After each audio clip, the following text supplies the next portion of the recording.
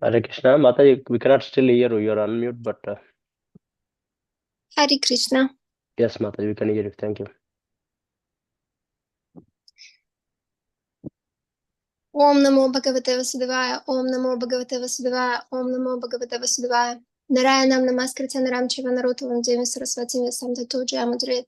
Srinvadam Svagdha Krishna Punya Shravana Kirtana Hridenta Sthovya Patrani Vidanoja Sursitam.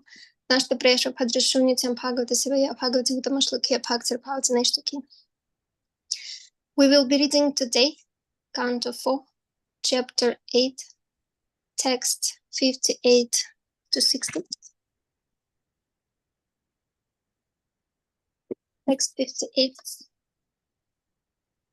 Paricharya Bhagavato Yavatya Purvasvita Ta Mantra Hridayena Eva Prayanjan Mantra Murtaya. Synonyms: Paricharya, service, Bhagavata, of the personality of Godhead, Yavatya, as they are prescribed as above mentioned, Purva Sevita, recommended or done by previous acharyas, Taha, that, mantra, hymns, Hridayana, within the heart, Eva, certainly, Prayanjat, one should worship, mantra, Murtaya, who is non-different from the mantras. Translation and purport by His Divine Grace A.C. Bhaktivedanta Srila Prabhupada Ki Jai. Translation. One should follow in the footsteps of previous devotees regarding how to worship the Supreme Lord with the prescribed paraphernalia, or one should offer worship within the heart by reciting the mantra to the personality of Godhead, who is non-different from the mantra. Purport. It is recommended here that even if one cannot arrange to worship the forms of the Lord with all recommended paraphernalia, one can simply think about the form of the Lord and mentally offer everything recommended in the Shastras, including flowers, channa pulp, conch shell, umbrella, fan, and chamara. One can meditate upon offering and chant the 12-syllable mantra Om Namo Bhagavate Vasudevaya. Since the mantra and the Supreme Personality of Godhead are not different, one can worship the form of the Lord with the mantra in the absence of physical paraphernalia. The story of the Brahmana who worshipped the Lord within his mind, as related in Bhakti Rasamrita Sindhu of the Nectar of Devotion, should be consulted in this connection. If paraphernalia is not present physically, one can think of the items and offer them to the deity by chanting the mantra. Such are the liberal and potent facilities in the process of devotional service. Text 5960. Evam kayena manasa vajisa cha mano gatam paricharyamano bhagavan aktimat paricharya pumsam amayanam samyak bhajatam bhava vardna shriya jashatyapamatam yad dharmatashu dehinam. Evam, thus, kayena, by the body, manasa, by the mind, vajasa, by the words, cha, also, manahagatam, simply by thinking of the Lord, paricharyamana, engaged in devotional service, Bhagavan, the Supreme Personality of Godhead, bhaktimat, according to the regulative principles of devotional service, paricharya, by worshipping the Lord, pumsam, of the devotee, amayanam, who is sincere and serious, samyak, perfectly, Bhajatam, engaged in devotional service, Bhava Vardna, the Lord who increases the ecstasy of the devotee, Shreyaha, ultimate goal, Jishati, bestows, Abhimatam, desire, Yad, as they are, Dharma, Adeshu, regarding spiritual life and economic development, Dehinam, all the conditioned souls. Translation. Anyone who thus engages in the devotional service of the Lord seriously and sincerely, with his mind, words, and body, and who is fixed in the activities of the prescribed devotional methods, is blessed by the Lord according to his desire. If a devotee desires material religiosity, economic development, sense gratification, or liberation from the material world, he is awarded these results. Purport. Devotional service is so potent that one who renders devotional service can receive whatever he likes as a benediction from the Supreme Personality of Godhead. The conditioned souls are very much attached to the material world, and thus, by performing religious rites, they want the material benefits known as dharma and artha. End of report. Om Gyanatimanasya Dinandinashkatayachakshuruditamanataspashaguruvimha. Namo Vishnu Padaya Krishna Prasad Talishmati Bhaktivedanta Swami Namaste Saraswati Devi Guruvani Pracharani Visheshwani Pashti Vishtarani Jai Shri Krishna Chaitanya Prabhu Nityananda Shri Advaita Gadadhara Shri Sadi Gaurapuri Hare Krishna Krishna Krishna Hare Hare Hare Rama Rama Hare Hare. I humbly bow down and seek blessings from all the assembled Vaishnavas, and thank you for the opportunity to read Srimad Bhagavatam for my own purification. I've selected a few points to summarize from lectures from Parampara. Today we read in chapter 8 called Dhruva Maharaja Leaves Home. In text 58, we have read one should follow the footsteps of previous devotees on how to worship the Supreme Lord with the paraphernalia or in the heart by reciting mantra because they are not different from the Lord. One can offer worship in mind, and one should follow in the footsteps of predecessors, previous acharyas, not only in learning how to worship the deity properly, but in all respects. Sometimes it might be impossible to be engaged in daily worship to construct the proper setting for the deity, especially in this age of Kali. Worshipping of the deity meant to be as very beautiful and gorgeous, opulent event, and if it is not possible, then one can worship in more modest fashion. In some parts of the world where devotees go to set up temples, not a lot of facilities, and they have to worship very simply. One can be fully engaged in worshiping by worshiping in mind and can be fully realized by that process and can become fully conscious of the deity. That's liberal and very important way. One can go out and preach and have full darshan of the deity. Narada Muni instructs that one should faithfully follow in the footsteps of previous devotees who are experts in these different fields. When we engage in deity worship here, we also follow in the footsteps of great devotees who compiles all the great learning and documents on how to worship the deity.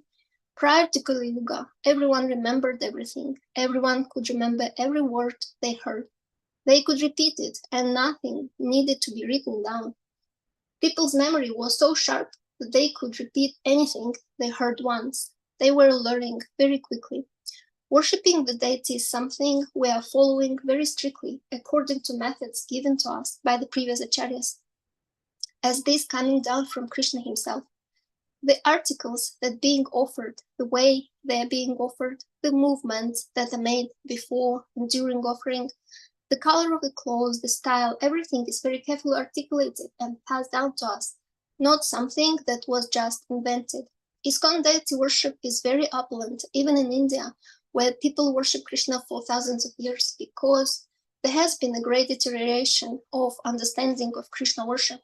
Only in a few temples we can find anything that is opulent for worship. Sometimes people coming to ISKCON temples are amazed and ask why you are spending so much flowers. The great care of deities is an esoteric process. Deities should be properly worshipped by the standard of Sampradaya, making proper food offering, proper clothes offering. Following in footsteps means not go away from the instructions, follow the instructions from previous authorities.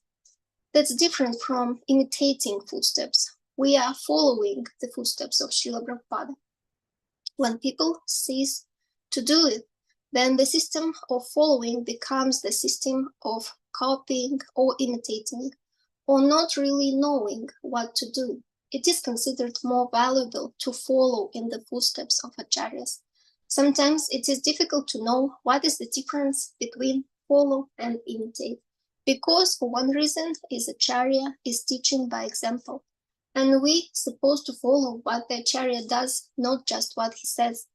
Sometimes this can lead to misunderstanding and imitation, not just following the instructions.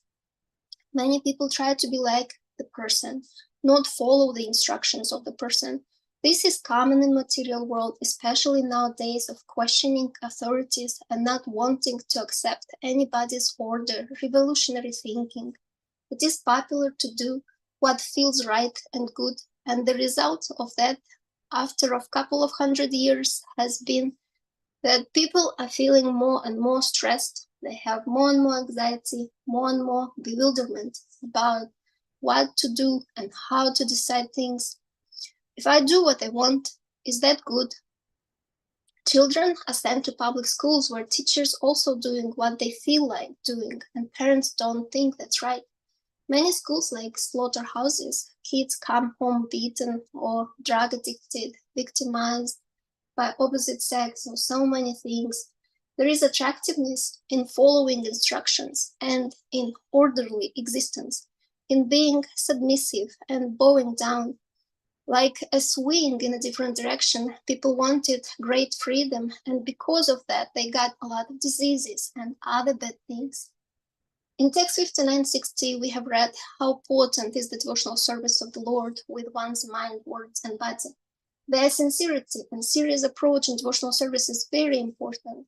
If one is fixed in activities of the prescribed devotional methods, he is getting blessed by the Lord according to his desire of material religiosity, economic development, sense gratification, or liberation from this world. Conditioned souls are so attached to material world that by performing religious rites, they want the material benefits known as dharma and artha. There are 4 kinds of people approaching Krishna. Artha means economic development. It's a category of Shudras and Vaishyas who is pious, who doesn't have knowledge, but they are willing to follow directions. So generally, they want sense gratification. All the suffering in the world is due to sense gratification, but due to ignorance, we think we are suffering due to lack of sense gratification, and that's called illusion. Maya is pushing our senses and bewildering our minds into believing that we are suffering because our senses are not contacting the objects, but we are suffering simply because we identify with a desire, and because we are absorbed in those thoughts. We are not thinking about the ultimate way of relief, serve Krishna. If one is absorbed in thinking about satisfying or not satisfying his senses, he is not thinking about Krishna. And if one is not thinking about Krishna, there is no end of speculation and suffering. If one's mind is fixed on Krishna, whether it is sense gratification or lack of sense gratification, the soul is beyond sense gratification. He is on the platform of Krishna consciousness. Shudra doesn't know that. Because if one is regulating the senses, following some directions, therefore he's getting some relief.